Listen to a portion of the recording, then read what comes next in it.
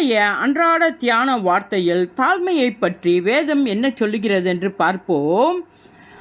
அவர் மனுஷ ரூபமாக காணப்பட்டு மரண பரியந்தம், அதாவது சிலுவையின் மரண பரியந்தமும் கீழ்ப்படிந்தவராகி தம்மைத்தாமே தாழ்த்தினார். பிலிப்பியர் 2:8.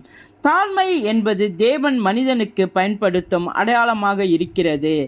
கர்த்தர் அவரின் ஊழியரிடம் எதிர்பார்க்கும் காரியத்தை ஏசாயா 42:8 சுட்டி காட்டியிருக்கிறார். நான் கர்த்தர், இது என் நாமம், என் மகிமையை வேறொனுக்கும் என் துதியை விக்கிரங்களுக்கும் கொடேன்.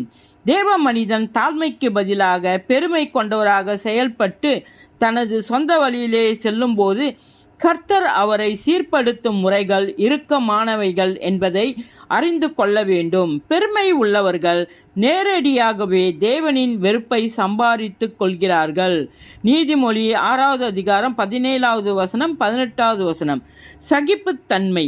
பின்பு அவர் வீட்டிலே போஜன பந்தியிருக்கையில் அநேக ஆயக்காரரும் பாவிகளும் வந்து இயேசுவோடு அவர் சீஷரோடும் கூட பந்தி இருந்தார்கள். மத்தேயு 9:10.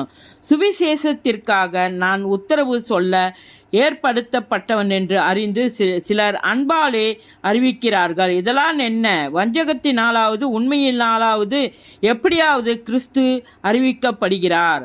அதனால் சந்தோஷப்படுகிறேன், இன்னமும் சந்தோஷப்படுவேன். பிலிப்பியர் 1:17 17 வரை. இயேசுவின் நாமத்தில்.